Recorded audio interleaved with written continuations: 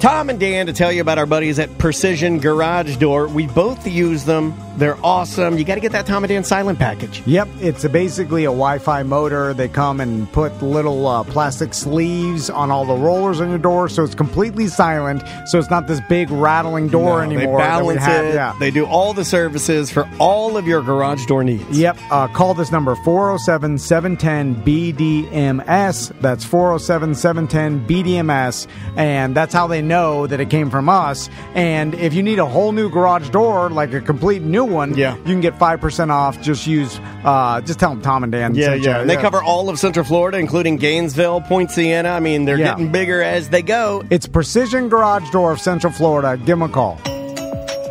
Well, the next evidence that we need to prove this is we need a restaurant owner of a seafood restaurant that has... We need to get High Tide Harry in here.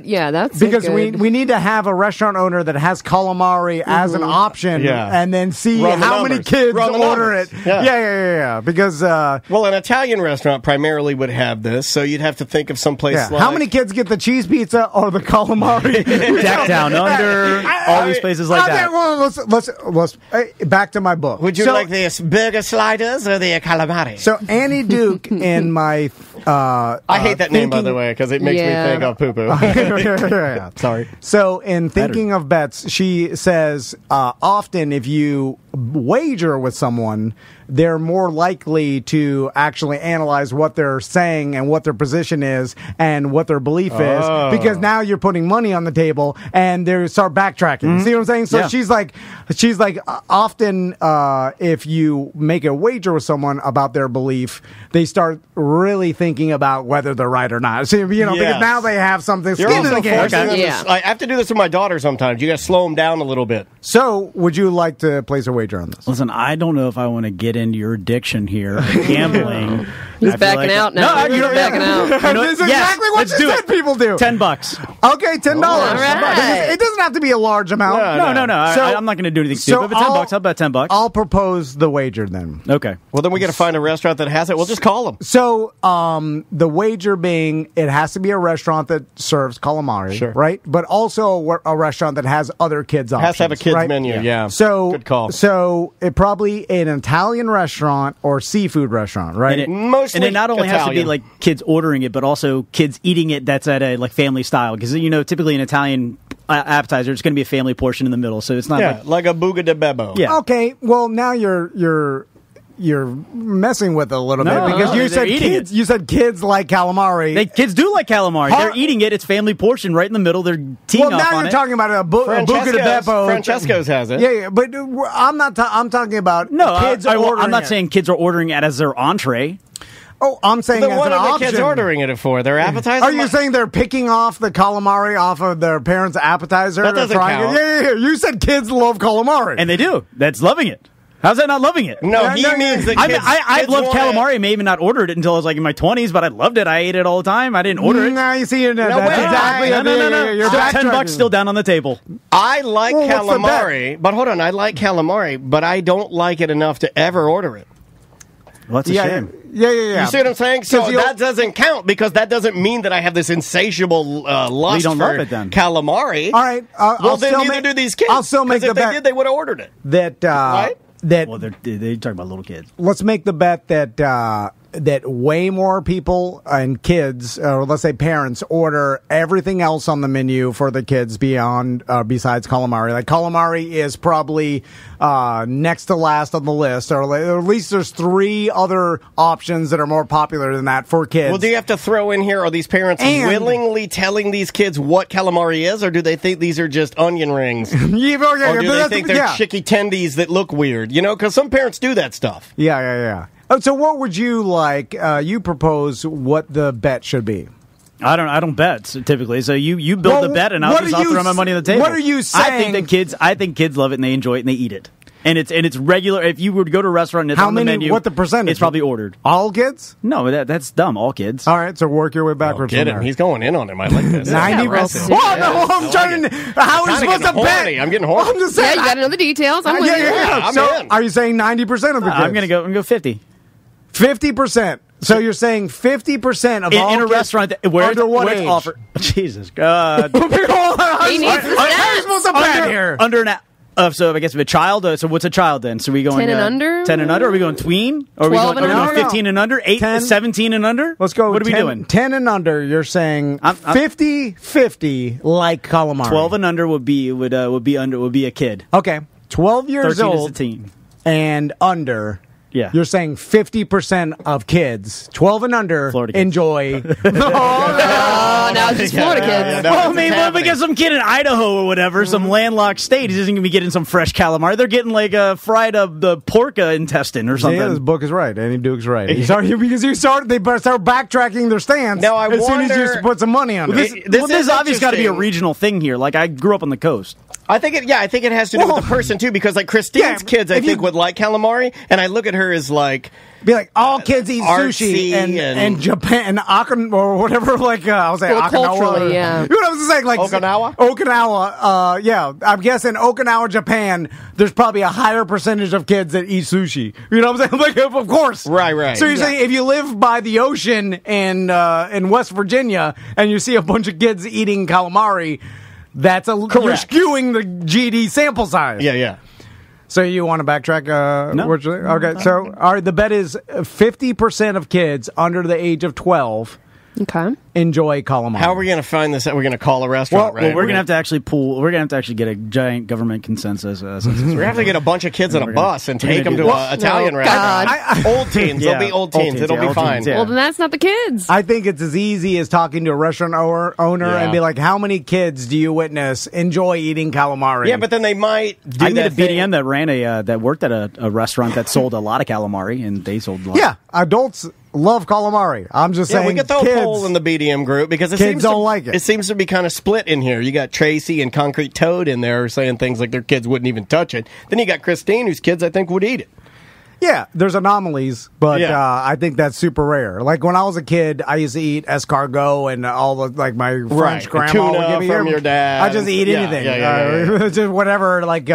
For whatever reason, I did. My brother and sister would literally eat nothing but bread, cheese, and 12-year-old Sam. 12-year-old Sam calamari. I had never even heard of calamari when I was 12. Really? Yeah. And I know you hate seafood. That's not your jam. No. Yeah. So I'll eat shrimp, but that's about it. But no, I don't even think I saw calamari until I was an old teen. And even me, I normally only eat the loops. I can't eat the what are the tentacle end, the one that looks like a badminton shuttlecock. I can't eat the shuttlecock. It's too much like a shuttlecock. It looks and it's squiddy, and then it curls up, and then it looks like a tiny little broom. And I can't eat that. Yeah, the beak's gone. You're fine. No, I can't. I eat the loops. I can eat the loops only. And even that, normally, it's kind of chewy. And I'm like, why am I eating this when I have a chicken tender? Some people like the hardcore seafood. My wife likes hardcore seafood. You're just eating like barnacles and tentacles. Yeah, she gets suckers. The ones where she's eating the suckers. Where it's like you're like, eating. God, the sucker got caught in my teeth. Like, gross. My wife was eating. We went up to An Hong or one of these right up here in the more Vietnamese area of Orlando, and we were eating a stew one time. I have a picture of it. I'll try and find it. Sucker stew? Yeah, it was sucker stew. My wife, Andrea Dennis, was going full on in the sucker stew, picking up a tentacle that was purple and yellow. And chewing it, and you could see her biting. It looked like she was biting into a sponge that you would stick on your shower wall. It had little suckers all over it. It's crazy. Yeah, I'm just like, I'm not a P word, but I'm just like, what? There's so much better stuff. There's other food that seems. And even if you don't want to be adventurous, sucker stew. Yeah, sucker stew. I have a protein bar. A protein bar solid. You're like, this one's snotty and sandy. It was like, why are you eating that? Yeah. It's like you're eating a snot ball and sucker, and then it's some like chewy, rubbery tentacle. Okay, we have another waiter weighing in. I'm telling you, it's going to be like sit stand. This is from Skolton Jasper in our Twitch chat room, twitch.tv/Tom and Dan Live. He says, when I worked at Bahama Breeze, kids would ask for the calamari app, second only to coconut prawns. Is that sounds like sarcasm. I don't know. Coconut prawns. Man, coconut shrimp is awesome. Dope. Yeah. I will go for some, but I can't eat coconut shrimp because I die if I do that. I've gotten to a point now where I will just take a Benadryl and chance it sometimes. I had some shrimp a couple weeks ago. I get blotchy. One day it's going to get me. It's going to be shrimp. Nah. It's not going to be anything scary. It's not going to be an airplane. It won't be a fire. Anyway, it's going to be a shrimp. Throat closed.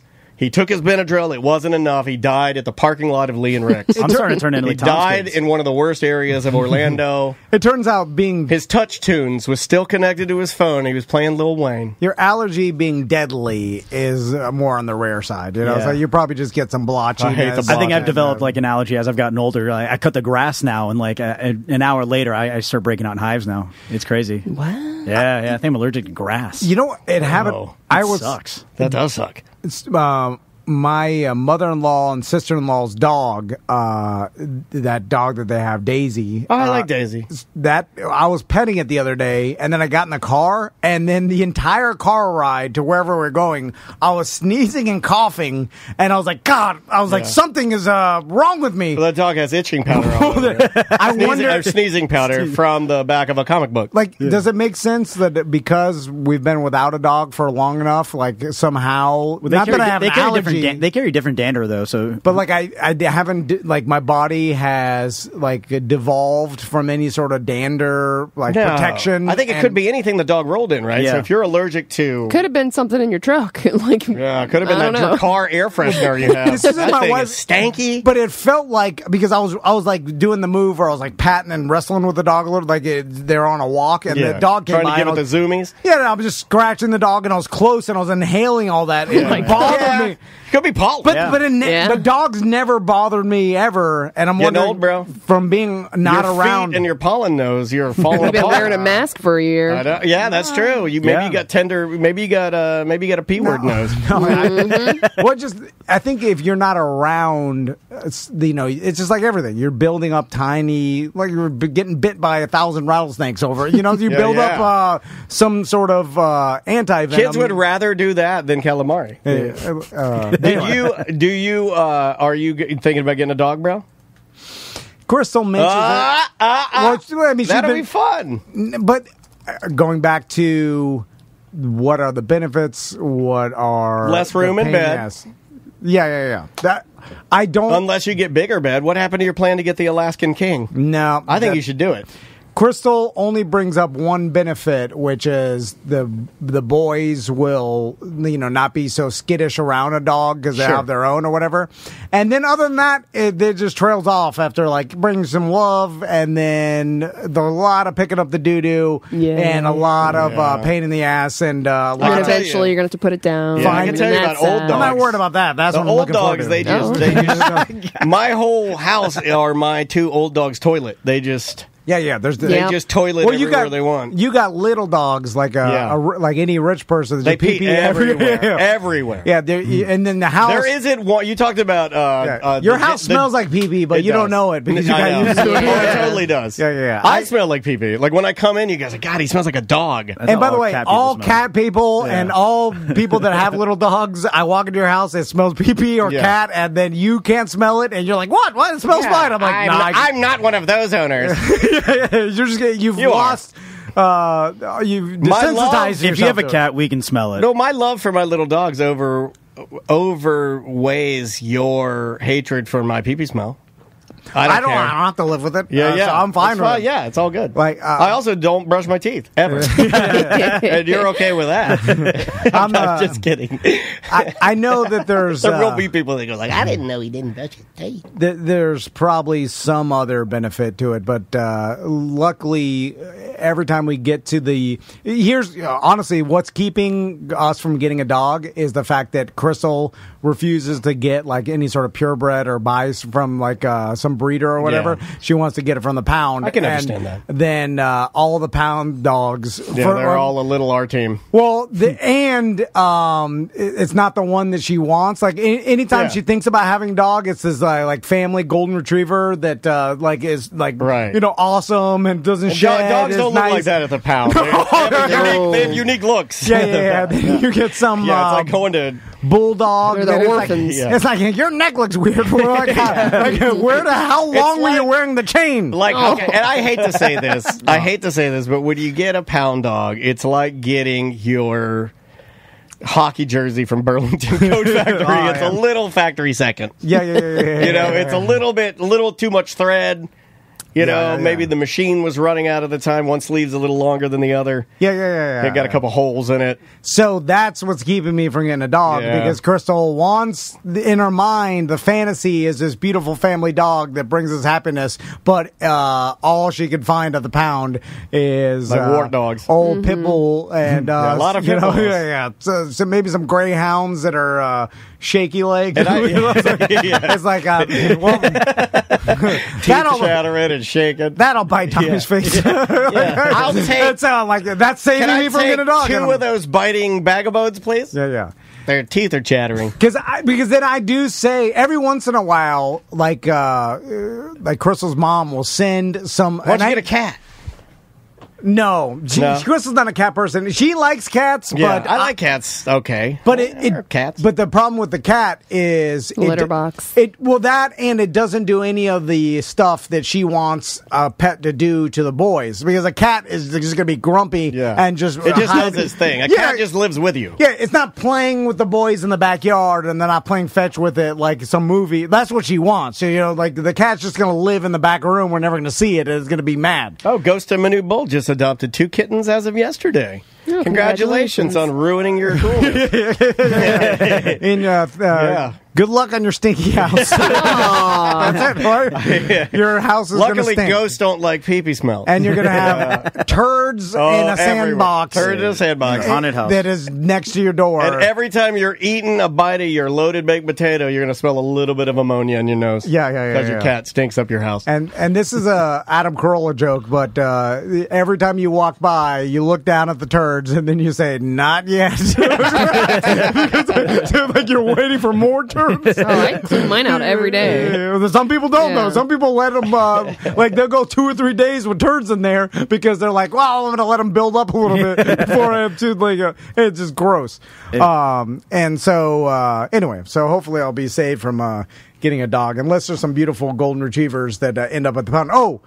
So every once in a while, Crystal's mom, because, she's not familiar with the internet totally yet, and she'll get duped. God, I'm not. Well, she'll get duped by BS fake news posts and things. And she's like animal lover, so every once in a while because in the animal lover world, there's the same fake news in every other world. Mm-hmm. And then so she'll text Crystal, be like, "Look at this dog," and it'll be some someone will take a screenshot of some local pet charity, and they're like, "This dog needs a home," and it's a beautiful golden retriever, literally a picture perfect. Dog, picture perfect. It's a perfect age. It's got blue eyes. It's a blue eye. It literally looks like Brad Pitt. Yeah. And they're this dog's a supermodel. And they're like, "This dog needs a home." In some backstory that's unbelievable or whatever. Yeah. And then we'll get the forward from Crystal's mom. You're like, "Hey, I learned about this dog." Crystal will be all excited. And then as soon as I see it, I'm like, "That doesn't exist." Yeah, no. There's no blue-eyed golden retriever that's looking for a home that's in a pound. Fluent in Spanish. What? Smart-ass dog. There may be some purebred dogs that end up at the pound, but they're immediately, guess what? The employees call their friends. They're like, "Hey, there's," it's the same thing I do. It doesn't when we used to get Tom and Dan merch out first. Like, call Tracy, give her a first coloring book. It doesn't get to the internet. What we do with our friends. These dogs are sought after, especially, dude, every single dog was taken out of the pound at the pandemic. There was a dog shortage, which has probably screwed up the market, and now... Oh, it's way screwed up. I mean, the first I'm sure they started breeding dogs like crazy because they were selling them for so high, and then now it's probably, there's breeders with tons of dogs. Yeah. It's going to be... Yeah, the first 6 months, we were eating only dogs. Me and my family, and then they dried up. Kids love dogs. Fried dogs. Better than calamari. Delicious. Oh, bye-bye. What else you got? Yep. Okay, well, switching over to Nerd. Tomorrow, Loki premieres, which is going to be on Disney+. And out of the shows they mentioned that there was going to come out, whether it was WandaVision or Falcon Winter Soldier, Loki was the one I was looking forward to the most because it's the one that had the most weird kind of show. It's a variant of Loki who's off the timeline, and how are they going to fix that when it comes to the whole MCU timeline? So I'm looking really forward to that tomorrow This morning. was always going to happen because you nerds in your little universe. What are you talking about? They remember the argument you and I had with the nerds last time we did this, where we were saying you can't have it both way, nerds. Yeah. You can, and this is what's happening. You guys have you're told too many lies. You have too many universes. Yeah. And when you he died. Okay, spoilers. If you haven't seen Endgame, which is 5 years ago. Loki dies at the very beginning of that movie, but he's died in every Thor movie so far. So, and he always comes back. So it's one of those scenarios where, of course, they're going to keep him around. Tom Hiddleston's a fantastic actor. They're going to give him his own show. Loki's amazing. I'm looking forward to watching it tomorrow morning. What is it? Well, who is he? Like, I've never heard of this. Isn't he like Loki is Thor's adopted brother from Odin. He used to be a part of the Frost Giants lineage. He was supposed to be a prince in that, but they were going to. They left him out. The god of mischief. They left him out in the cold. Odin won a battle against the Frost Giants and decided to adopt his enemy's son and take him in as his own and foster him. And the worst thing you can do to your enemy to be a king. The worst thing you can do to your enemy is to foster his son, adopt him, and make him your own. I've been trying to do this for years. Now you say adopt. Did he kill the dad and then? No, he just signed the papers. was he offered? He just took him. Okay, he was supposed to die. Like they left him out in the cold to freeze to death, but Odin took him. Yeah. Wait, were his dad? Is Loki's real dad dead? No.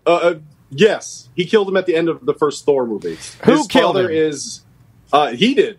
Loki killed his own. Loki killed his own father because that's not mischief. That's murder. Laufey is his dad, and Laufey was going to kill Odin when he was during the Odin sleep. Laufey. Loki killed him.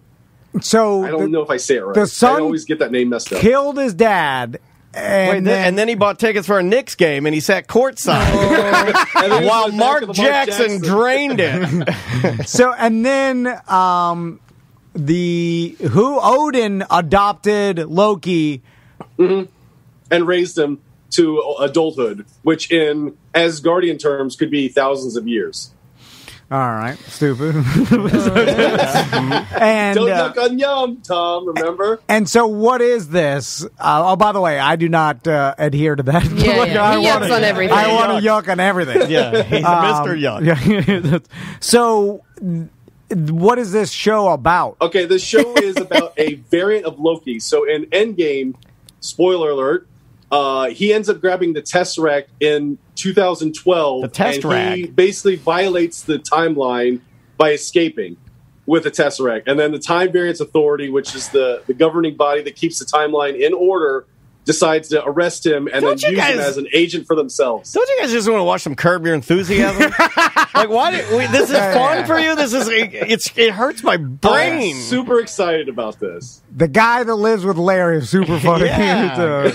It's such a the episode with Crazy Eyes Killer. That's a great episode. So the God of this is going to be another like series, kind of like WandaVision or whatever. Yes. And it's basically traveling through time. Like in the preview for the show, like he ends up in like Pompeii, and then he supposedly is the one that's DB Cooper, really. And when he escaped, he jumps out the airplane, and Thor and Heimdall use the Rainbow Bridge to bring him back to Asgard. The Rainbow Bridge. This is just what's our favorite show? Quantum Leap. This is Quantum Leap, right? Yeah. This is a rewritten Quantum Leap. At some point, Loki looks into a mirror and he goes, "I'm an R word," and then they have to cancel. the entire thing. Find that clip. We're playing it right now. We're playing it right now. We can play it. It's the ringtone. We didn't say it. It was the ringtone from when my mom would call me. My mom would call me. That would play every single time. That's how I knew it was her. Quantum Leap. Bakula's in it. Bakula. Old he was a captain on Star Trek too. Old Billy Bakula. Who is Scott Bakula? So this is basically every episode is going to be some famous event. Yeah, and Loki U.S. ends history. up and he falls out of the sky and he's like, "You're at the World's Fair," and he's like, "Oh." So possibly I haven't seen the show yet, but I'm looking forward to. Well, if they do the DB Cooper, that's a tell that they're going to do other things. He shot JFK. Oh, he stole Lincoln's hat. This is stupid. But all the famous things that happened in our history, I'm sure they're going to tie him into, and they're like, oh, that's who did it. Yeah.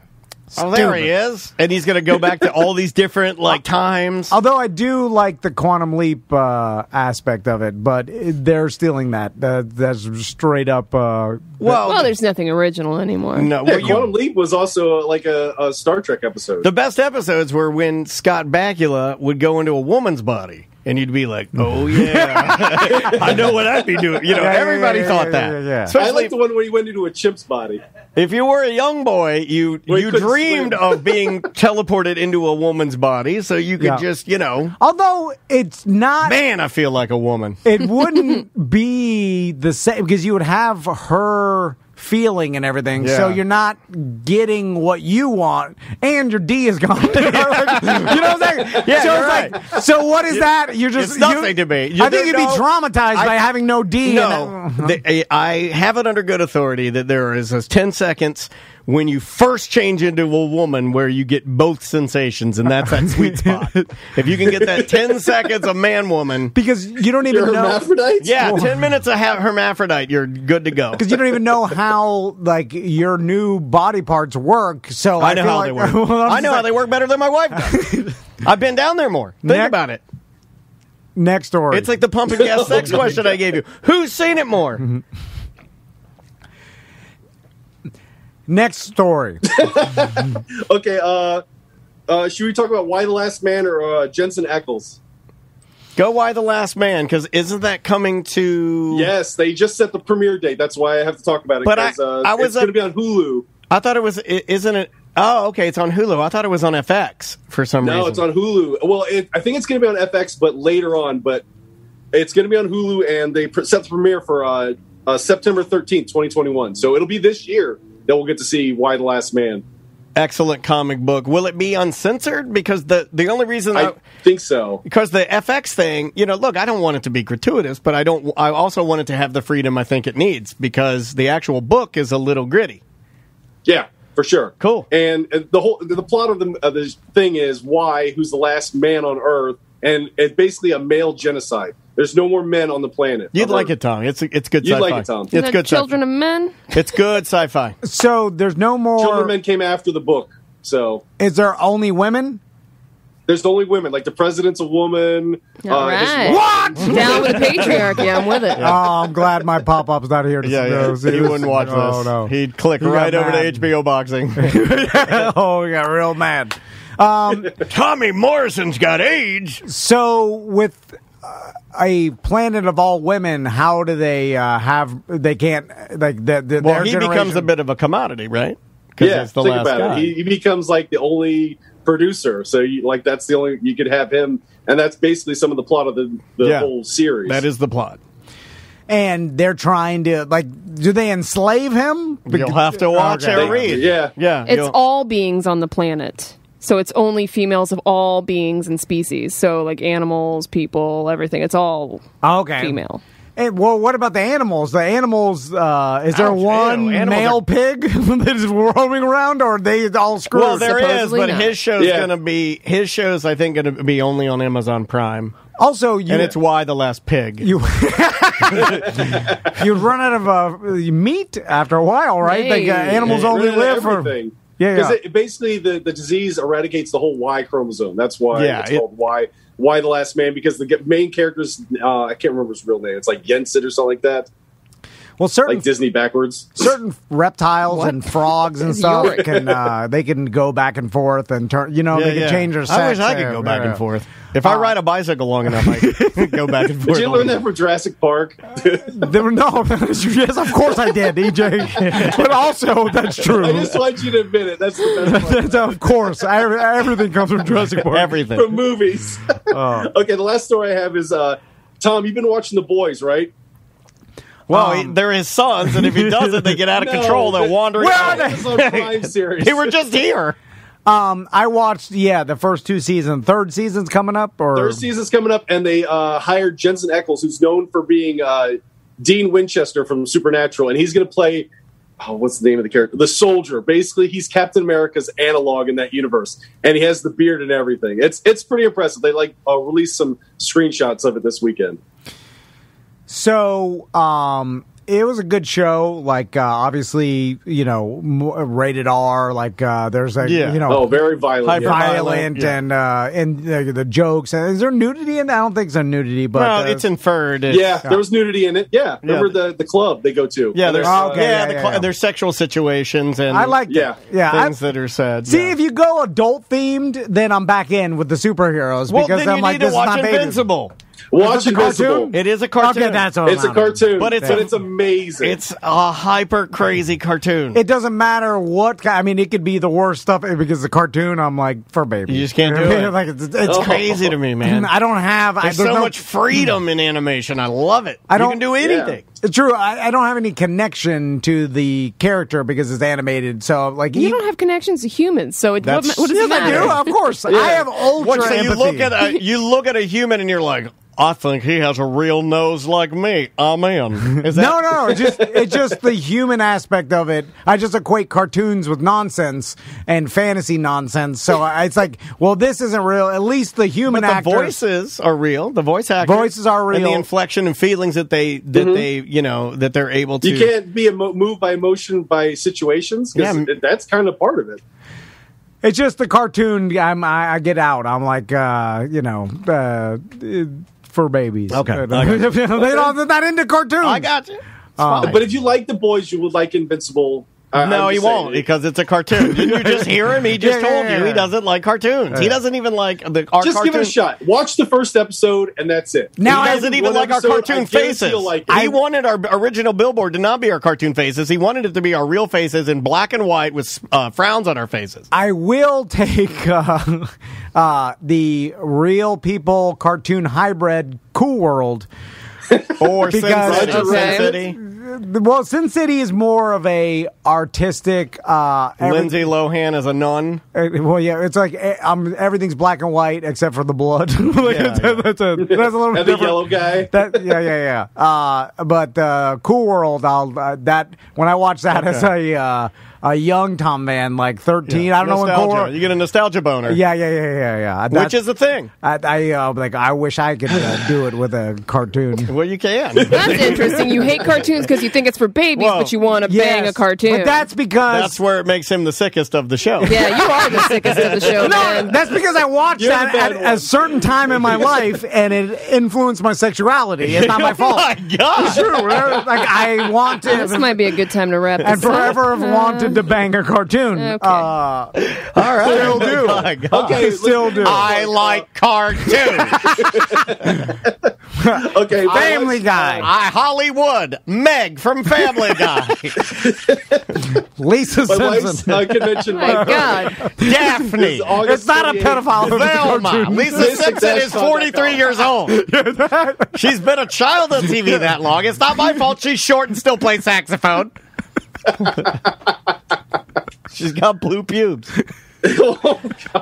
Marge, hold on. Marge has blue pubes. You idiot. You know what? I deserve that. I deserve that. I know cartoon porn. This guy knows cartoons. That's the only cartoons he watches is the porn. You idiot. It's Marge, you fool. Get off the show. That's the best. You know what? I nominate this for worst person on the show awards. We were just talking about Oh, I'm not the only one. Yeah, put this. I was like, which one of you are you done? I'm like, Travis. It's only me. Anyway, we gotta get out of here, EJ. Love you guys. Talk to you later. Hold on. Do you want to plug your wife's mic on? I did while you were talking about Marge's. Oh, okay. Well, no one heard it. All right. Oh, wow. My God. All right, buddy. We love you. Be good. All right. Love you guys. Bye. All right, See ya. man. See ya. That is EJ. All right. That is spicy. Okay. We'll take a break, or is that it? That's it. All right. Bye-bye. Welcome to A Corporate Time with Tom and Dan. I'm Tom. I am Dan. Samantha's here. Butler's in the other room. How you doing, buddy? Good. I almost screamed at Butler because I'm talking to my guest, and I... Your guest. He's the host of the show. You didn't... No. Apologies. I just mean that you had to go to the bathroom, and I'm talking to her, and then I'm like, so, how's it going? And then I hear Butler, like a 5-year-old, be like, so, how's it going? Mocking you. Yeah, he's mocking you. Yeah, which I could hear, and then she's answering me. I'm getting red hot mad. And he's going on vacation tomorrow, so that's his last day in studio this week. That's why. He's trying to get his jabs in now. Yeah. Did I tell you about the snake skin? I'll tell you. Oh, you want to do it? Should we do it? Yeah. Okay, here we go. Tom wanted to do a bit. He called it Weird Job Wednesday.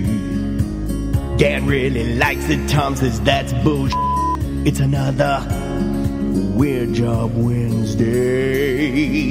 What are you doing? What is your job? Are you neat? Are you tidy? Or are you a fat slob? Do you make lots of money and you sit up in your tower looking down on all the people who are working by the hour? It's a Weird Job Wednesday. Just another Weird Job Wednesday.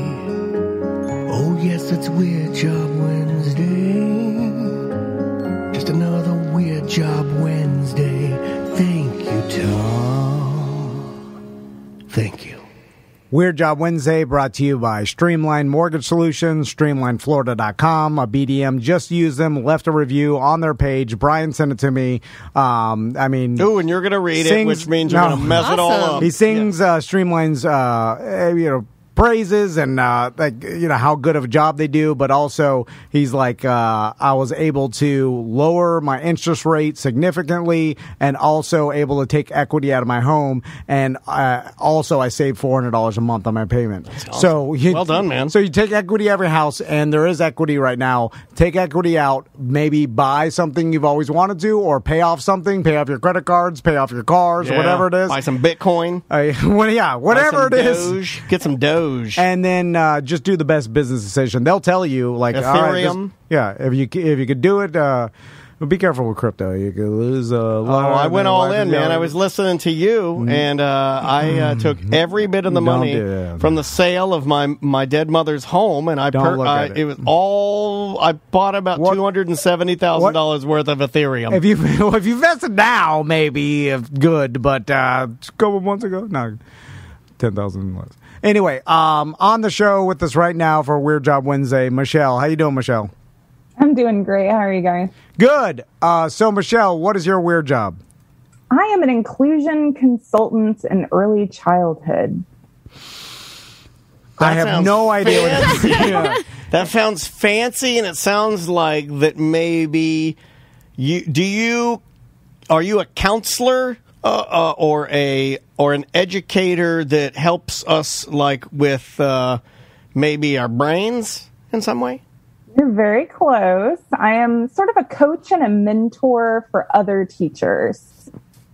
Okay. Specifically in early childhood. Gotcha. So behavioral studies type stuff? Yes, a lot of behavioral support, kids with special needs, that sort of thing. Oh, this is a hard job. This is a very, very difficult job. So, Michelle, how'd you get into this industry? Was it like an education background? Yeah, so I have actually worked in early childhood for 13 years. I started as a preschool teacher in Altamont Springs, Florida. It was my first preschool job. And I worked my way up from there. I became a center director for a school. And then I worked out here in Washington for a statewide quality improvement program, which helped support child cares and boosting their quality. And then I just sort of eased into this role, really focusing on the social emotional development for children, and really focusing on making sure that we provide places for children with special needs to go, where they're incorporated in regular classrooms with kids who are typically developing. Michelle, can I ask you some questions about how I'm raising my boys? Because people tell me certain things. We're going to go straight selfish, and we're just going to try and get free advice. She knew this is where it was going. Yeah, she knew. I need help. I can see it in your eyes that you knew where this was going. So I'm here to help you. Some people have emailed me and told me that I like to do this thing. It's called the long scam. Michelle, and tell me if there's any damage that I'm doing to my sons because of this. So I came up with this idea that because these are humans and you can kind of tell them whatever you want. Was this the picture in the hot tub? No, I will tell her about that. But okay, this is another thing.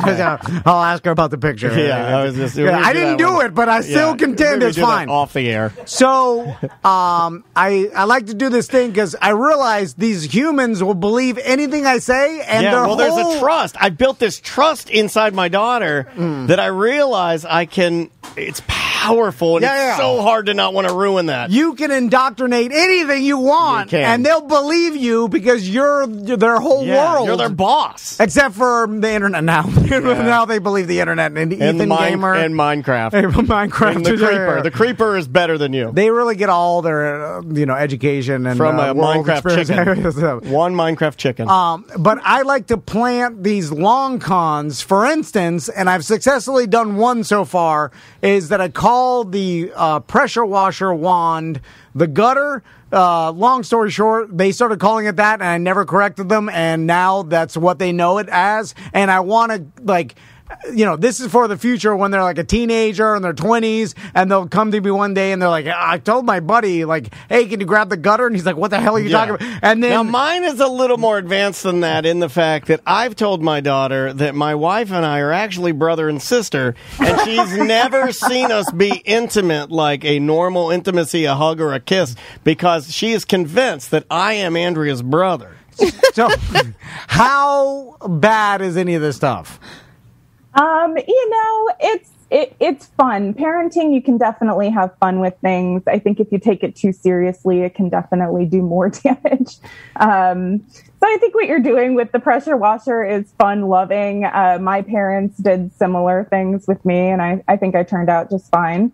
So I think it's fine to have sort of an inside joke with your own family. That's how I look at it. It's not going to inhibit their ability to function in any certain way. It's not like you taught them what a dog is actually something else. That's a good one. Oh, man, we should have. That's a good one. Tell my daughter that that's some sort of elephant. So, Michelle, what about small furry elephant? This is an ongoing argument, discussion in our household. Wait a minute. You started with argument. You worked your way down to discussion. I do that too. Is screen time because I am really glad that you're on the line because this is obviously changing our behaviors. It's got to be. So absolutely. The screen time thing, we're now at I feel like at a time where we realize that too much screen time is probably a negative thing, but we're all as a society trying to figure out what is too much and what's an appropriate amount or what. I don't know. Because I constantly have this conversation, and my wife's like, we should, let's do this. They are allowed to play video games for 1 hour a day, and on the weekends, 2 hours. And she just got this from some Reddit or mommy blog or whatever. Magazine. From no professional or any studies or anything. I'm like, where are the studies? Because that's all I want. There aren't any. That's the problem. Yeah. There aren't any. I mean, there's studies on it. Give me the studies. Anyways, so do you have, or does anybody have any idea about what's the appropriate amount of screen time for 6 kids? minutes. And I'm sure it changes by age, right? Yeah, and I think it depends on what they're doing, too. I think it's all in the intent, right? So if it's just something to distract them and keep them busy, I would say keeping that at a minimal amount is really important. If it's an educational piece of content that's going to really engage them and get them to interact, I think that's the most important part of it. So video games, I don't think are very damaging because it does engage their brain. It's solving problems. They're doing puzzles. I think that can be really beneficial. I think where it tips the scale and becomes kind of dangerous for their development or dangerous for their academic development in particular is when they aren't having enough authentic, real experiences to balance out that screen time. So what I love about the both of you is that you're doing things with your kids. You're taking them outside. You're taking them into nature. You're signing them up for dance classes. They're having all these really tangible social environment kind of activities. And I think as long as you're creating that balance, they're going to be fine. That's all Photoshop. None of that is real. Yeah. That's all boat Photoshop. The dance, Amazing. She's never been out of her house. Yeah, I don't let her out. It's a backyard tarp jail scenario. I've seen it. You've heard, have you seen the show Kimmy Schmidt? So, Michelle, I also want to ask you, you bring up an interesting point about content, because I have this theory about, my sons and Daniel, Maisie too, they would rather watch YouTube content and their people playing video games than any other cartoon, movie, whatever. If they had their opinion on it. That's what she asked for yesterday. She's like, can I watch people playing the video game Roblox? That's the number one content that they want to consume out of anything. Is there, in your opinion, a difference between let's say them watching someone play a video game that they like? Let's say my son's watching this kid play Minecraft, and he's talking about Minecraft. He's talking about how he's playing it and what he's building. They are learning some sort of things oh, that's how you make a diamond sword, or this how you make smelt some sort of pickaxe, or that's a part of the show. I'll smelt your pickaxe. Is there any difference between consuming that and then a cartoon where there's a beginning, a middle, and end of an episode, and maybe has some sort of light moral? Yeah, like any other cartoon that Disney produces or whatever. There's usually a moral to it. At the end of the day, we figured out that we are good at sharing. Between those two things, is one way better than the other, or is it about the same? It's interesting. You brought this up on a show a while back, and I've been thinking about it ever since, because I was wondering myself, does it matter? Again, there's no studies for any of this, so we don't really know based on science. I have to guess that when children are passively watching something like that, it's kind of like when we adults watch something passively, like reality TV shows, something that doesn't necessarily engage our brain. That it's more just regulating our emotions, right? We're doing it because we want to just chill and relax. Children need that too. So I think it's fine if they're sort of watching and regulating and just being chill and kind of mellowing out. That doesn't seem to be very damaging. In terms of the comparison of the two, I love your idea behind the structure and how it kind of shows them a storyline.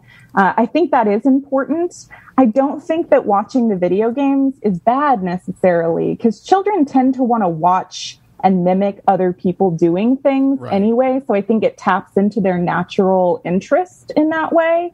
So I don't think it's anything bad. I also don't think that they're really learning a lot from screen time. That has been proven with research that children really don't comprehend knowledge through screens the same way they do if they were in person with someone who is right in front of them. So I'm not sure about the transfer of knowledge, but I don't think it's highly damaging. I got another question for you. We knew you did. My sons don't want to use the bathroom anywhere they go. And for instance, wait, hold on. Now we're dipping into how many different. Oh my God, he has a huge list. I got a lot of parenting questions. Yeah, buckle you can up. Put me on retainer if you need to. Oh, we can't afford anybody's retainers. We've been through that before. Yeah. I got a lot of retainers. None of them. I don't even wear my retainer. I threw it away at SeaWorld. So my sons are currently right now at this the day summer camp. It's like sports camp with sports camp. What kind of sports are they playing? Nothing. It's just daycare. Rock ball. At daycare. They throw a bunch of balls in a gymnasium. And a bunch of teen girls stay on their phones. And if one of them gets hurt, they just put a Band-Aid on a leg. Yeah. Teen girls swiping. Write up an incident report. Tommy fell off the ball pit. They lock the gymnasium, and the teen girls swipe their TikTok, and they just run around like wild animals. Okay. That is true. So, and it's cheap. Oh, yeah. Cheap oh, my God. I got Maisie in a camp 7 weeks for $20. I think they used food included. Yeah, I think they used government subsidies, and it's some sort of scam too. Yeah, it's got to be a scam because they get government subsidies and they charge us. I dropped her off in North Carolina. She won't be back for 4 weeks. And I think the teens are earning some sort of community service credit because some of them I think got a DUI. Anyway, so they refuse to use the bathroom, and then my wife picks up Tommy yesterday, and he's doing the dance or whatever, and then he runs to the car. He's like, I gotta go pee-pee. And then my wife's like, use the bathroom. He's like, no, I'm not going to do it. But why does anyone ask him why he does not? Because he's afraid of other boys seeing his Lily. No, is that what it is? He just says, we ask him, we're like, just go into the bathroom, lock the door, use it. You know how to use a bathroom. You're telling him, but what do you ask him? What does he say? Yeah, I don't want to. I bet he doesn't want to. I'm like, why? Use it. You're going to pee your pants. They're all going to laugh at you. Okay, so. And he just, no, I'm not going to do it. So Maisie did this Maisie did this too. She didn't want to change at dance in front of the other girls because it was like a modesty thing, right? Yeah. But then finally, we got her like to a point where it was like tears, and then finally she did it, and then it was like all cool because she was like, "Yeah, I saw some of the bigger girls' butts, and I saw their boobs, and they look like mommy's boobs," and I was like, "Say it's no big deal." That's weird. She said that's what she said. The bigger girls, like, well, I mean, how big are they? I mean, my wife is very flat-chested, so it checks out. I'm just saying they don't want to. I scream, "You're going to pee your pants," they're all going to laugh at you, and he's like, "Not doing it." So what do I do? Just wait till he pees his pants? We'll send him with a Homer bucket. Will he go into like a public restroom with you and he's fine? Yeah, but he makes him. But Tom makes him sit on his lap and pee through his legs. No, so disgusting. At Congo River or whatever, we go in there, and then and Max will even be like, "I need my privacy" or whatever. I'll go outside the stall. He'll go in there. My privacy. But that's what they say. They are so proper, man. My daughter would literally do a flip and swim in the toilet. She's an animal. She's an animal. I don't know why they say that because I'm like, what do you need for privacy? You crazy? I'm like, yeah. Maisie will come in and grab my phone out of my hands while I'm taking a number 2. Oh, my kids will do too. They don't respect my privacy or anybody else's. They just say that because they know it wields some sort of power. Well, don't let it wield power. Well, I respect. Say, I am the privacy. Well, that's why I treat them like an adult. I'm like, all right, I'll step outside, and then I'll, you know what I'm saying? Like, because then I think, well, maybe this will teach them to use the bathroom by themselves. Like, I think that's they're good. acting like older, but so what should Tom do? Is my Homer bucket? I think my Homer bucket idea is the best. I scream, they're going to pee their pants and they're going to beat you up. What else should I do? I mean, I feel like, is it that they're scared? Is it that you're not with them? I just feel like it's a comfort or a security thing. So I'm wondering if you went with them, if that would change it. Also, are they going in the stall or are they trying to use a urinal? I don't know if that. Well, Tom taught them to poop in urinals. I told him that. But the upper deck, they do what bullies. I taught them all bullying poop habits. I'm like, poop in the top of the bowl, in the urinal. Yeah, their bathroom habits are all over the place. Wash their hands in the toilet. It's crazy. I taught him to poop like bulls. He also taught them to steal toilet paper from gas stations. It's horrible. Yeah. Why do you do that? So it's eventually, this is just something, because I chalk it up to as something they'll grow out of. Eventually, if they have to use it so bad, they'll go in and then realize it's not bad, but they haven't got to that point yet. Both of them, they hold their pee the whole day. Yeah, the whole, they won't use. That's bad for their bodies. I tell them. That's no good. They gotta go. I tell them, I'm like, you're going to ruin your bladder. It's going to be a problem. Oh, that'll stop them. No, I tell them. Ruin your bladder. I don't know what a bladder is. And they're like, I tell Max, I'm like, Max, you don't understand. It's going to be bad for your bladder. You're going to get to a point. It's going to. You're going to get a saggy bladder. Like you literally, you'll pee your pants. You won't be able to hold it anymore. It'll be impossible. Like it'll cause incontinence. And he's like, oh, I'm going to hold it. You gotta get to the root of it. You gotta figure out why they're scared. I'm with Sam. You gotta ask them and figure out why they're communication scared. ever. I tell them, and then I'm like, I don't want to do it. Yeah, but you gotta be like, why do you not? Tell me a reason why you do not want to do it. They just like, I don't know. I like that their answers. Tell me. I don't know, bro. And then I'm like, oh, God, The next time you bring him to the studio, I'm gonna ask him. Yeah. They won't. No, they won't tell nothing. They just be like, oh, I don't do nothing. I don't know how to do. Honestly, it could be something so simple like they're scared of the automatic dryer sound in the bathroom. Hold on. You brought up something. If they're scared of the dryers, we got bigger problems. They used to be scared of the automatic flusher at the theme parks or whatever. And like when they were little 2-year-olds or whatever, they used to be terrified. I used to have to put a piece of toilet paper over the eye. Oh, your kids have absolutely negative grit. Negative grit. They really do. Now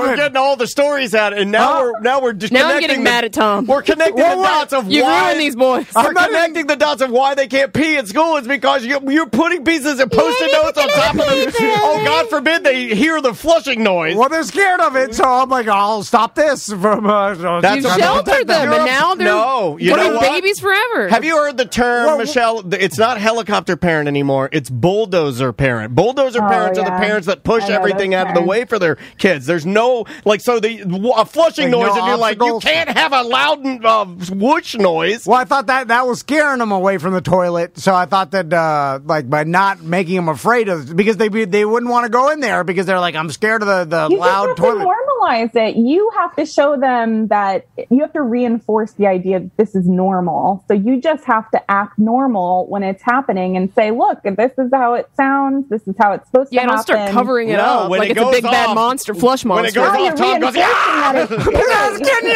it's going! You're insane, man. Every time the automatic flushing goes off, Tom screams, it's the water monster! Coming to eat your balls! That would scare anybody. Michelle. Yeah, you're reinforcing the terror, for sure. Welcome back to A Corporate Time with Tom and Dan. I'm Dan. I'm Tom. Samantha's here. Butler's still on vacation. Man, that guy, lucky. Still on Where is he this time? I don't know. Somewhere exotic, probably getting into some trouble, smoking weed, making his wife mad. So I love interviewing people from other podcasts. You do? Just because I love hearing how they started, like what they do with it now, like is it their job? I have found podcast people to be super creative and super kind. Yeah. Most of the podcast people that we run into are extremely nice. And our next guest, this particular gentleman, has a podcast that I think kind of might fall into a category that our producer Samantha seems to enjoy way more than she should, being as paranoid as she is. And hopefully we'll be doing more of these because we just started a relationship with Pod TV, which is an app that kind of puts together all podcasts that have video components. Yeah. So it's a free app. You can get it on any platform. Just search Pod TV. We're on there, but you can go and watch a variety of different podcasts. Yeah, if it says Pod TV and you see a little television logo and it's orange, you're in the right spot. And one of those podcasts is called Even the Podcast is Afraid, and it's hosted by a couple people, but one of them is on the line with us, Jared Ortis. How you doing, Jared? Doing pretty good. How are you? Good. So, Jared, how did you start the show? What's the story behind it? Oh, well, I started podcasting back in 2019, actually, and it started on Twitch. I was actually gaming on Twitch for about a year and a half, doing horror games, and I always wanted to do a podcast. So I decided I started a show called Talking Trash with Ortis and had different people on and interviewed mainly friends. And then not long after that, started another show called Story Time, and it incorporated another person that I gamed with who is also a co-host currently on Even the Podcast is Afraid, Nick Borchetta. And we started talking about crime and cults and the paranormal. And then we added another show called Pasta Time, where we talked about creepypastas from the internet. And basically by episode 21, there was 3 shows in one feed, and I was like, F it, let's turn it into Even the Podcast is Afraid, and created one show instead of 3 shows. It was confusing. Yeah, we should probably do that. Like, we should probably take all of our shows and combine them into one weekly 14-hour show. Well, we kind of do this with our video feeds. That's true, yeah. Speaking of, like, our video feed is all the shows because it's just us recording that day. So some of it is ACT, some of it is AMT. So it's kind of similar, although, they're all separated. Now, when you said I started podcasting in 2019, this is interesting because a lot of times we talk to people that started around when me and Daniel started, which is 09. 09, yeah. And we always have this question, like, if you start this is interesting relatively later. Yeah, I'm glad that you started in 2019. Did you get a lot of, like, crossover audience from your Twitch channel? Like, what was building your audience like? I did get some crossover, obviously, from the Twitch channel, because when I first started, I was doing it live on Twitch. And then after about 5 or 6 episodes in, I said, nah, I'm not going to do that anymore. And, yeah, some people did come over from that. And then, some people I just lost in the dust from leaving gaming. And mainly, most of the stuff came from we had joined a network early on, and that helped build us. social media presence, really. I'd already had a social media presence, and I was able to push out what we were doing in the shows, which I'm still currently doing. That was mainly the actual growth, and then looking for opportunity, getting on other people's shows, talking to interesting individuals or people, seeing new companies like Pod TV. Like, we are on there as well. Our TV show is exclusive to Pod TV. Nice. And I just shot the shot. I was like, here, let's give this a shot and see if we make it. And we were able to get on there, and it's been great. Yeah, it's interesting because me and Daniel are so jaded. And by the way, Jared, we'll air this on terrestrial radio. This is bizarre because I feel like telling you that is telling you like for no reason. You're like, who cares about terrestrial radio? We can't curse. I don't really. So just so you know, I have my friend Bobby. He's writing this all down, and he will be mailing this to different friends that he has. He'll be mailing them transcripts of everything you're saying. So please mind your tone, good sir. Because it's because you started your independent media and with no restrictions. With Twitch and no restrictions. Yeah. We're old men radio guys that we still have a radio component to our show for no reason, really. For no reason. No. For no reason so whatsoever. Old Florida redneck grannies listen to us? I have no idea. We still take breaks, and I don't know why. We're doing a lot of things for no reason. Anyway, so we have to, if you could just use you say F word. Yeah, sorry. You're fine. You're fine. Just I hate curse words from here on out. But it's all good. Even if you do, we bleep it out. It's just more work. But so back to like content wise, because your category of your content seems to be like the most popular content, or one of, if not. I don't know. What do you think? Do you think this is sports? Like, what do you think in the podcast world? This seems like I know the answer. Okay, I know that the answer is number one would be. This is recent. So if you want to go recent, your most popular is and I don't know if he really falls under the category, but more of your true crime. Yes. Okay. Your unsolved. True crime would be number one. Right, that's your number one. Number two, believe it or not, is business. Now, we don't think about that. Just standard generic business. And then I believe number three coming up would be, 3 and 4 would be either self-help or cooking, believe it or not, because of the pandemic. Ah, okay. So that but they change all the time. But normally, this one is one of your top dogs. Your unsolved crime, your true crime, your mystery, your horror. Those are extremely popular categories. So, Jared, like you not only talk about like unsolved crime, and you talk about also like fictional horror, and then like paranormal stuff, the like cults, demons, cults. The occult. So, where like do you kind of go over everything in one show? Do you pick a topic and that's the one show? Basically, what we do, we have a researcher and writer for the show, Stephanie Kimmerer. She actually goes through and researches and writes, and we typically, with our series, we break them up. So currently, we are doing a series on the Manson family. So it's going to be a 3-part series. Part 1 has already come out. Part 2 will come out on Monday. But prior to that, we had done the Men in Black. So we were doing the conspiracy behind aliens and these secret government entities that, come to you because you've seen aliens. We do series typically. Sometimes we have some one-off episodes, like, or we try to do some one-offs on maybe some serial killers or something that you haven't seen, like Bella Kiss, who was during World War I, was a serial killer who was pickling young girls behind his house in barrels. My God, like literally putting their bodies. At least he was pickling them. And were they sweet? Yeah, preserving. Were they sweet pickles, or were they like a semi-sour or a dill? It was probably the invention of kosher. Yeah, not good, man. That's bad. And how did your researcher find this?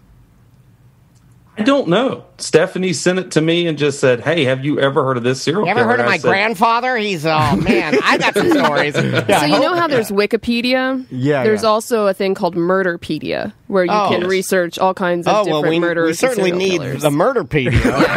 That's a necessary invention. Yeah. Okay. Oh, Andrea, go get the Murderpedia. Jared, okay, I'm going to ask you and Samantha. Is it like a World Book? Can you order them from a salesman? It's just a website. Samantha is our producer, and she is into true crime, murder, everything. Like that's her favorite thing in the world. One day she'll murder us, and then TikTok, the whole thing comes complete. I'm like, how much do you like murder?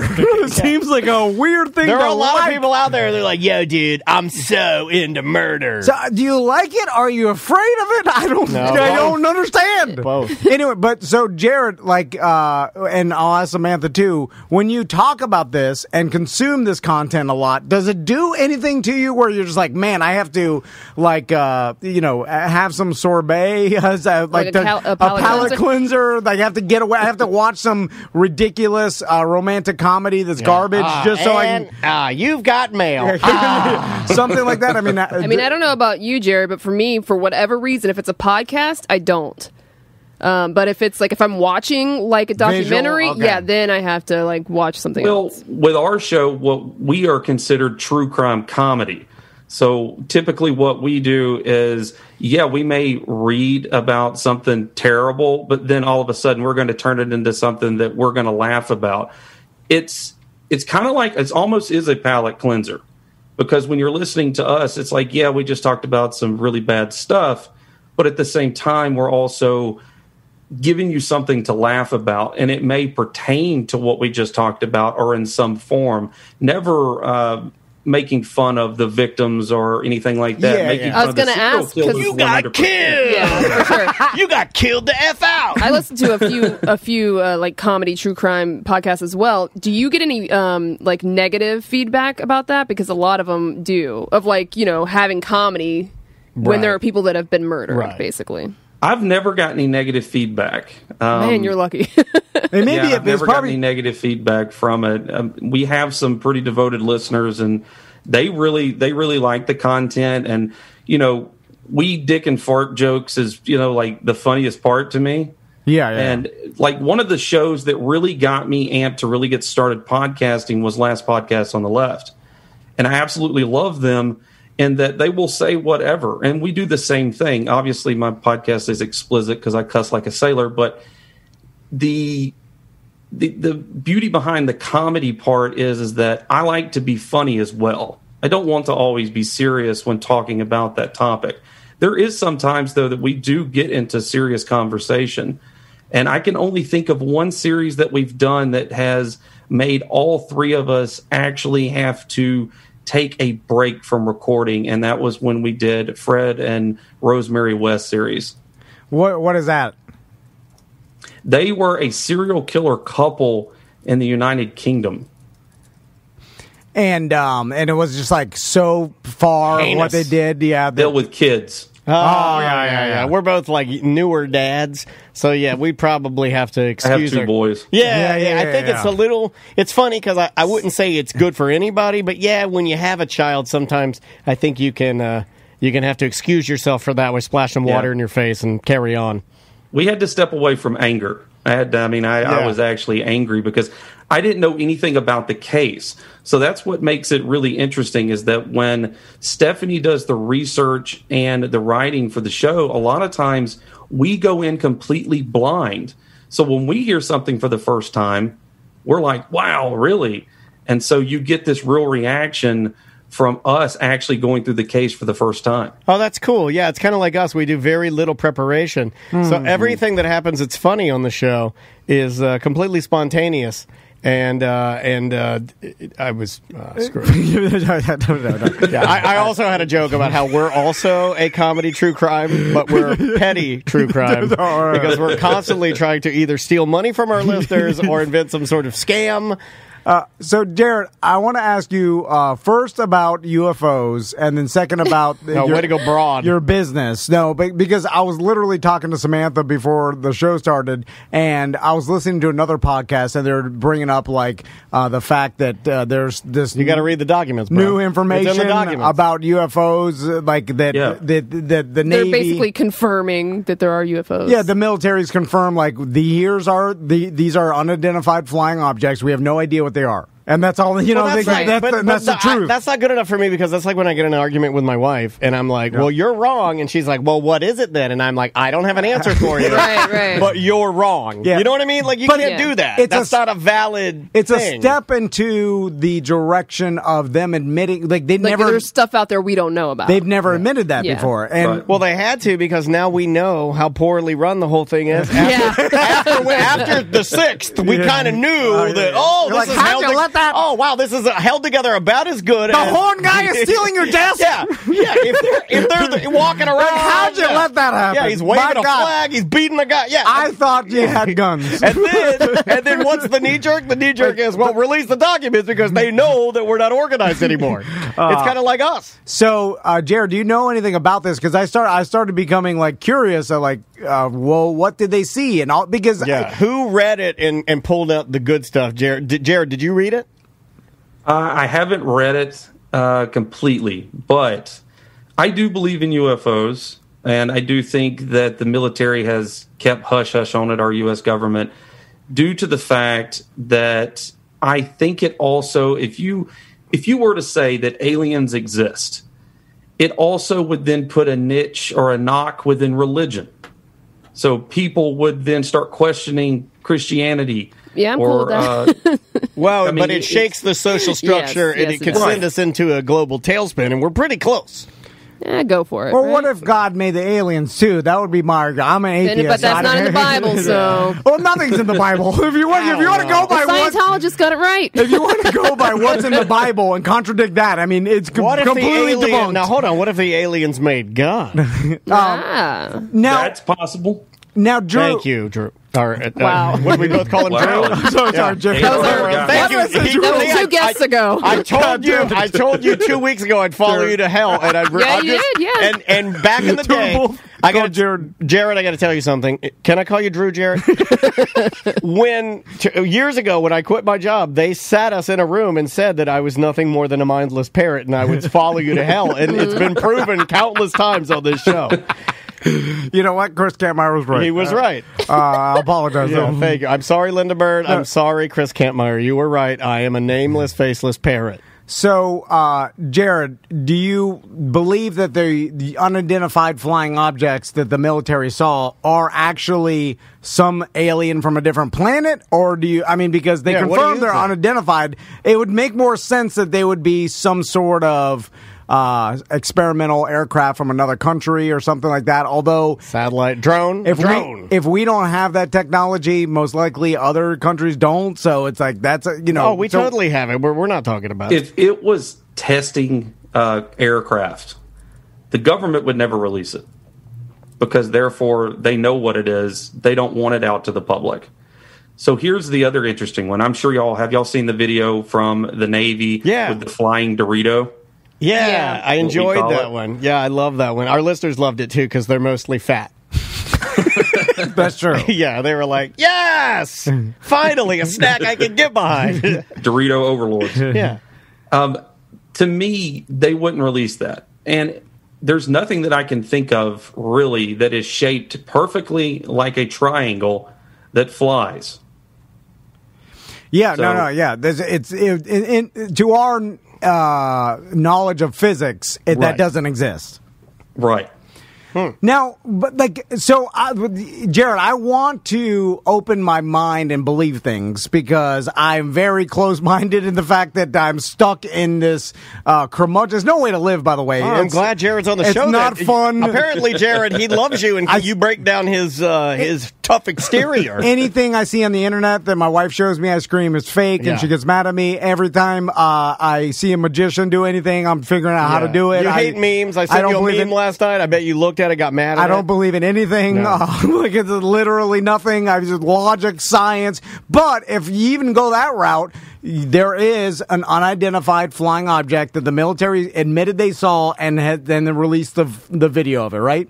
And several of them now. Yeah, and it makes logical sense. Like you said, Jared, that if they knew what it was, if it was an experimental craft, they would never release it. Like, they've probably taken that experimental other countries' craft off the list, and they just said unidentified, you know? Yeah, that's exactly what they did. Yeah, so that makes it totally sense to me. They're like, that's identified as a North Korean duct tape drone. It's good to go. We flagged that one. We know they shouldn't have been here. We know what that is. We'll handle that behind the scenes. Yes, Here, have a little fun. So dropping their popsicle stick bombs. So all logic kind of does not point towards experimental aircraft, and then points towards a true unidentified flying object. So then, if you want to go into like this is coming from a different planet, a different species, the alien, whatever, I always go to, why would they do flying down and even allow themselves to be videotaped with that? It's Alien Teen joyriding his dad. Seriously, I've always thought Alien Teen stuff. It's Alien Teen Laterio Martin, I think that kid's name is, driving his dad's Dorito down to Earth to fly. Yeah, he's riding it down. Jared, I'm sure you do too. You're listening to like Neil deGrasse Tyson talk about like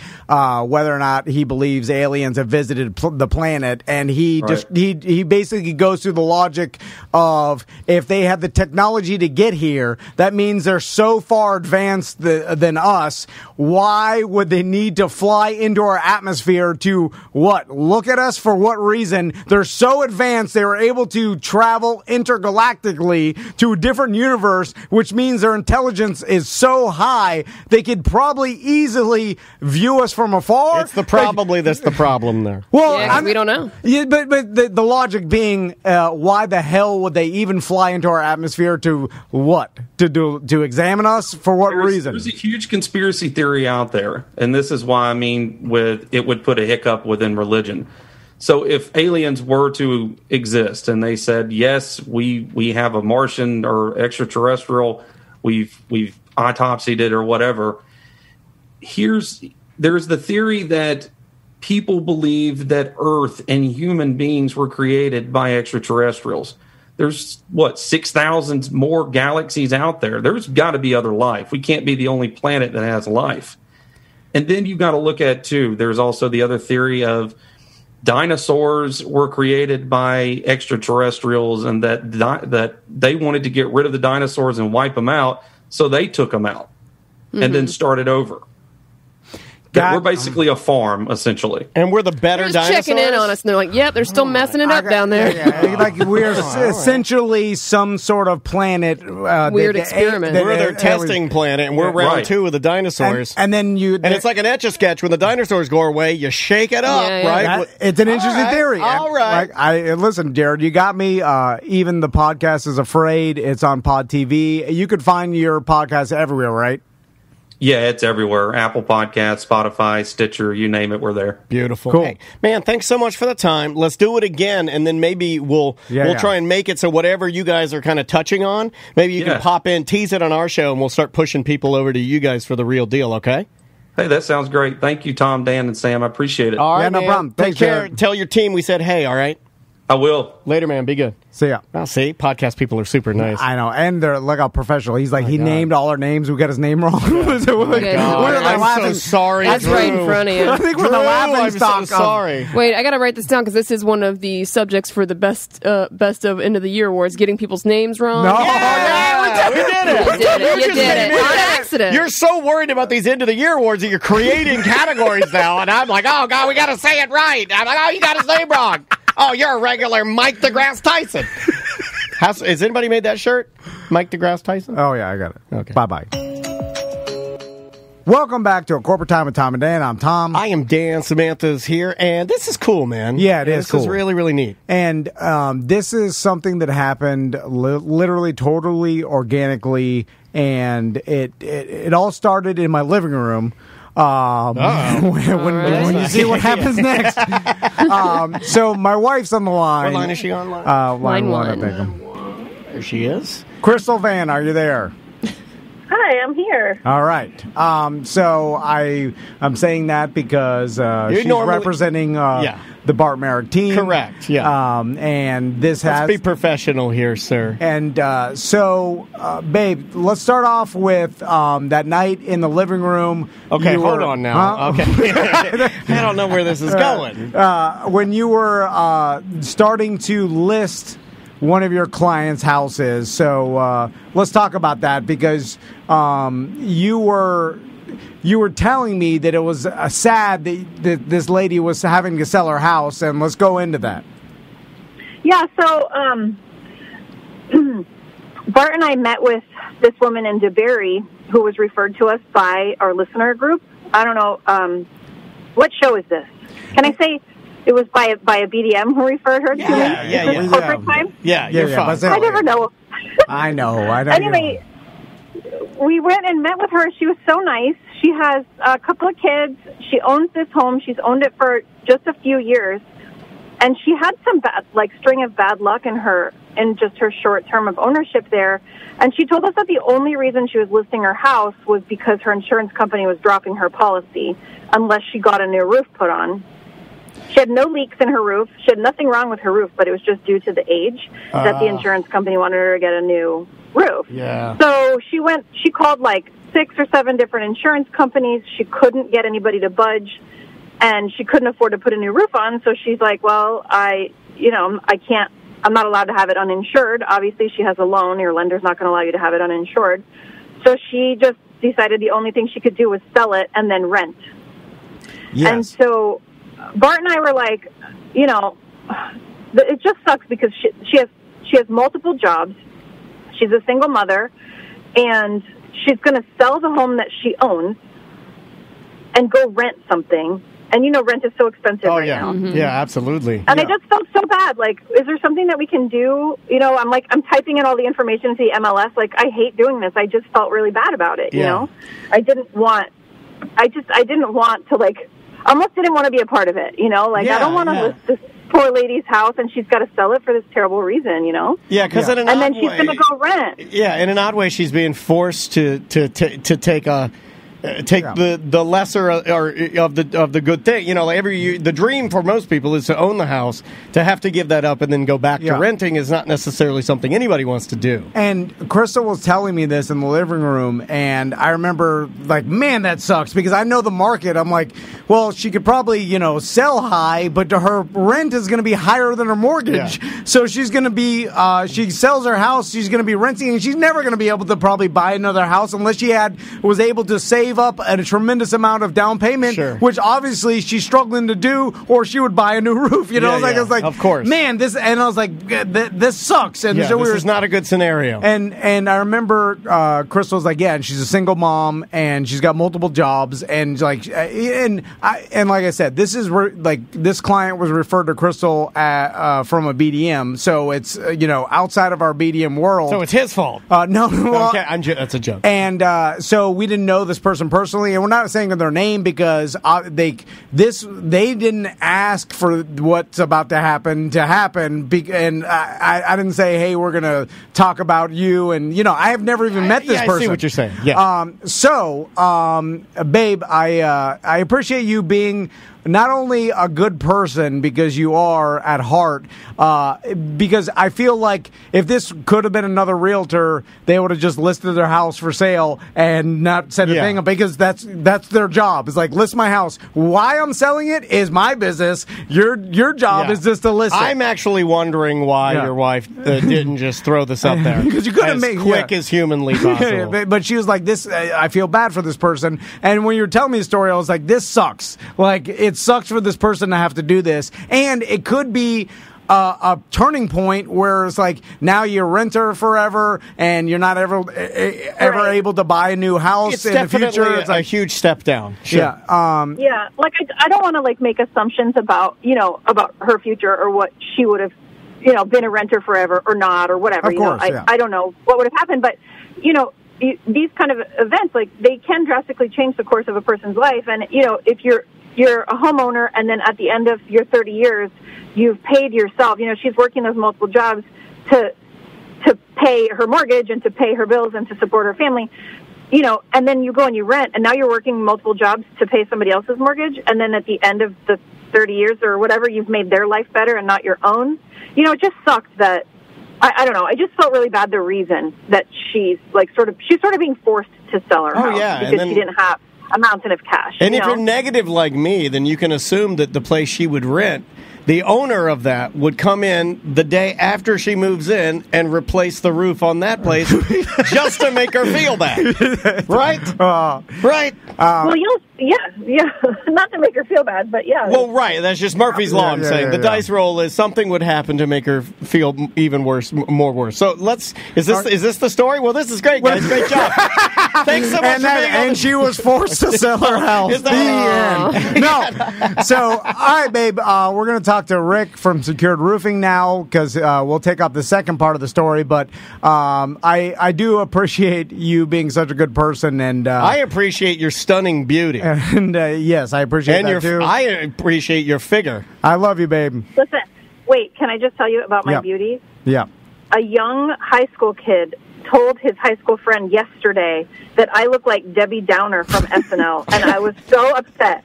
How did you find this out? Why would you include that in this? You don't look like Debbie Downer. You don't look like that actress. What's that lady?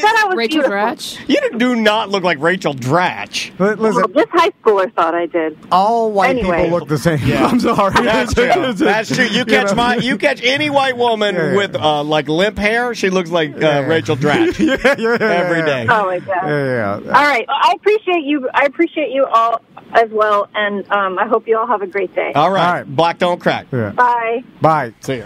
I still don't know what we're doing here. Okay, I'll explain. Maybe really hanging out with high school kids? What's going on over there? If you're just tuning in, so we have a lady that was forced to sell her house, and high school kids think your wife looks like Rachel Dratch. Dropping the boys off at the summer and sports Rick doesn't camp. even know why he's here. I know. And I forgot to tell Rick parked out front. He goes to the back. He's asking our neighbor. Yeah, and he's like, I'm here for his truck just got towed, and they're putting a new roof on it.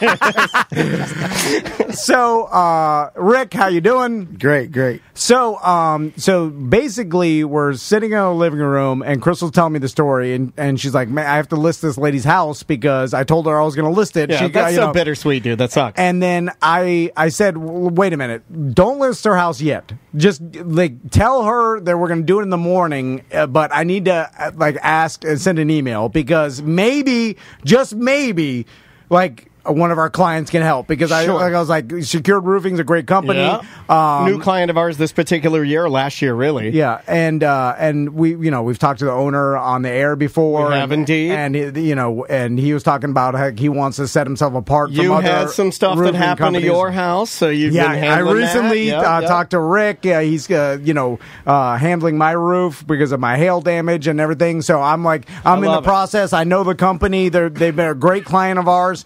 So I'm like, it's worth an email. I don't know what they could do. Maybe they could cut her a break or they're in the plan. Roofing business. That's one step closer to a solution than us. I was going to call Gringos, but then I was like, no, they can't do nothing with time. Maybe they can slather her roof with queso. Maybe AC. I don't know. But it is funny because a lot of times you are afraid to even ask because the question I would ask, and I know this is probably how you approached it, is hey, is there anything at all that can be done, or do you know anybody? Exactly.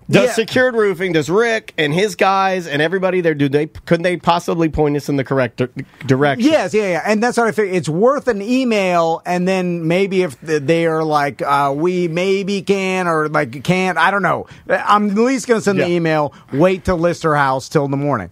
So next morning, I send an email to Secured Roofing, just explaining the situation. Rick fires back an email. Who? Who are you? Tom Van. No. I'm the raccoon guy. And he's like, oh, raccoon guy. I know that guy. So I basically explained the situation in the email. I'm like, this single mom in DeBerry, she's got multiple jobs. She's going to have to sell her house because she can't afford a roof. And that's literally the only reason. Yeah. Because I did think, I was like, well, if there's other reasons and this is just one part of it, then it doesn't matter. It's and literally Bart Merrick talked to her and nope, this is the only reason she's selling her house. house. So I explained it in an email, and the people from Secured Roofing, including Rick, the owner, everybody, they email me back, and they're like, absolutely, we will see what we can do. We'll tell her not to list her house yet, and we'll see what we can do. Now, that's what I got. Like at first, I was like, all right, there's a chance. They'll look into it. Yeah, there's a chance. So, Rick, thank you. So sorry for making you sit through all this. But Rick, he left his car running.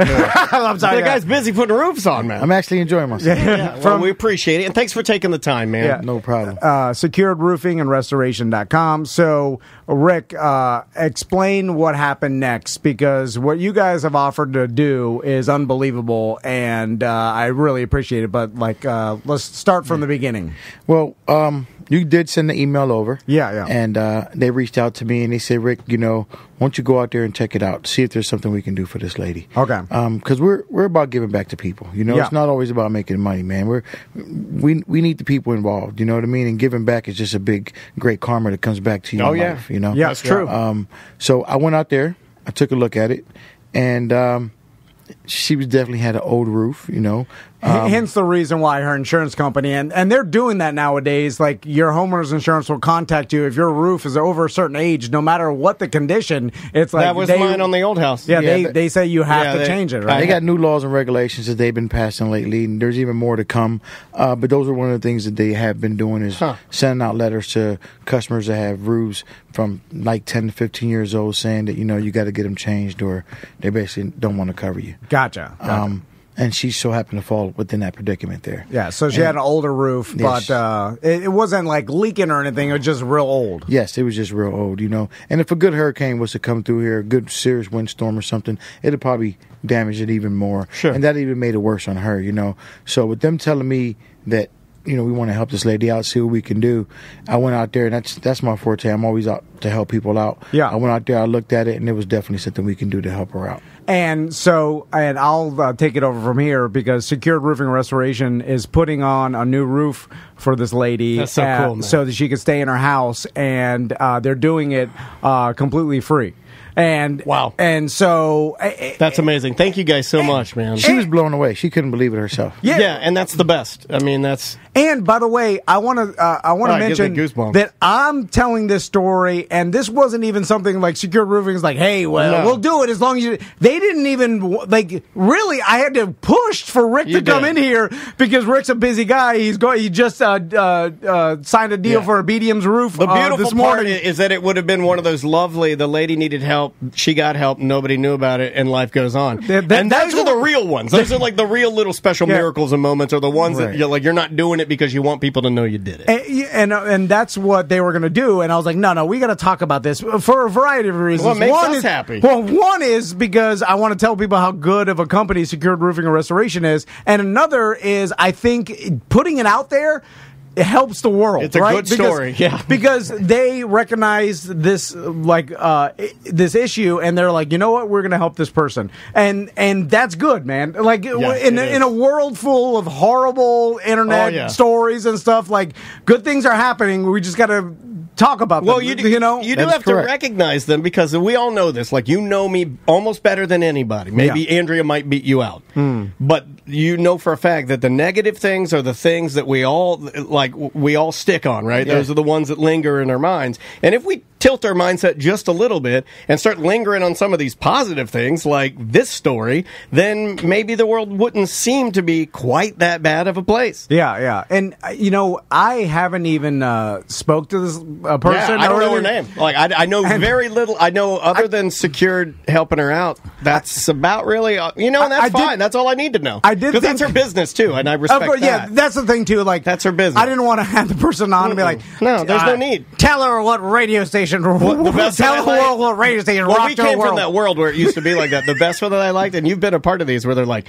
okay, and put her kid in front of the camera. All right. Oh, her kid's about to cry. Get it on the microphone. And it's like, no, don't do that. She was like, what's the catch to this? And right. Of course, I thought about that. Like, this lady's going to think she's being scammed. I was like, there's no catch. Yeah. So I made her sign a contract for $0. Yeah, if this was Samantha, she would be like, get off my property. 100%. She would never believe it's possible. Because I did think about this. I was like, wonder what this lady thinks. She's like, she goes to sell her house, and then a realtor comes. Because no one's this nice, right? Anymore. And also, this doesn't happen. If this happened to me, I would think I'm being scammed. I'm like, where's the cameras? Like, I would think it's a reality show. I'm being scammed, or like, hilarious. What's the catch? Like, am I going to have to pay for this in the back end of her? We become a jaded, society, and we can flip that a little bit, Well, because this is obviously never happens and is completely rare. Also, maybe it will happen more. Exactly. Like you said, maybe people will hear what Secure did and think, okay, I'm at this, something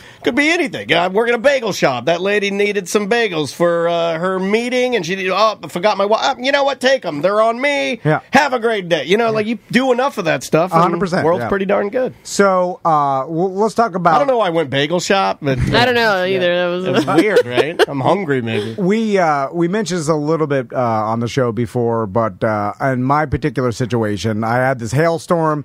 I put up the video on social media. Hail, crazy. It almost looks fake. Like I'm on his roof dumping buckets of ice from his fridge. Because it was an excessive amount of hail. I will tell you this: I got instant karma that day. Oh, really? Instant. I left the customer's house. Yeah. I went to go get. It was around lunchtime. I went to go get me a couple slices of pizza. I ordered the pizza. The guy heated it up and everything. I went to go pay for it. I didn't have my wallet. I left it in my office. Yeah. And I was like, "Oh man, I'm so sorry." I said, "You know something? Don't worry about it. It's all right. Oh my God! It's a miracle! My God! Hold on. Tom hates paying it forward. All I heard from that is like, I'm going to pretend I don't have a wallet at every place I go to. Didn't you do that? Didn't you do that at the ski place where you didn't have cash? I did do you pretended you didn't have your wallet. They didn't give me the pizza though, because Aspen, like, get out of here. They knew you were get off of my property. So anyway, so I called Secured. Rick came by, got on my roof, and was like, "Yeah, you got divots everywhere." Did you go in Tom's main bathroom? No, he doesn't need to go in the bathroom. He can go on the roof. Well, I want him to go in the main bathroom now. No, because next time you're there, no, he doesn't need to go in the bathroom. Go in the main bathroom. Do you know what's in there? No. There is a life-size metal etching of his wife's naked ass. Why? Too much information. Rick don't want to hear that. He doesn't look like the type of guy doesn't want to hear that. Rick looks like he did say too much information, so I think you might be wrong. So anyway, Rick comes up on my roof. He's like, dude, there's divots everywhere. He's like, this thing has he's on the roof, complete not in the damage. And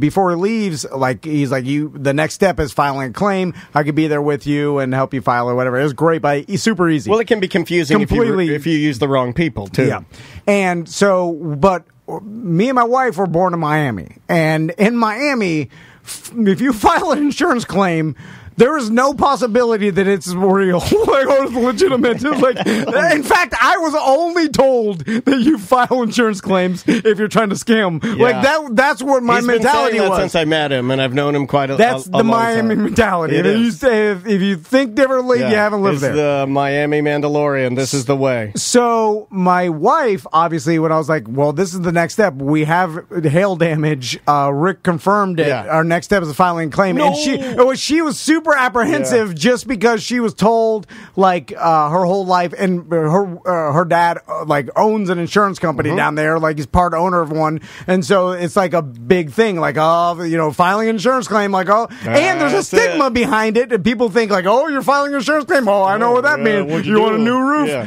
And but Rick, I'm sure you hear this a lot, and Rick was explaining to me, he's like, well, first you should file a claim because these divots are going to turn into water damage, and later on down the line is going to be your entire roof is full of mold and water, and then your insurance company is going to be like, why didn't you file the claim before this happened? Right. Now we have to pay an insane, like, now you're not protecting your investment. You just redid basically you just gutted and redid your entire home, so now you're not going to worry about the exterior that could cave in and destroy all of your hard work. And then it's like, this is why you have insurance. You had hail damage. You have a video of hail.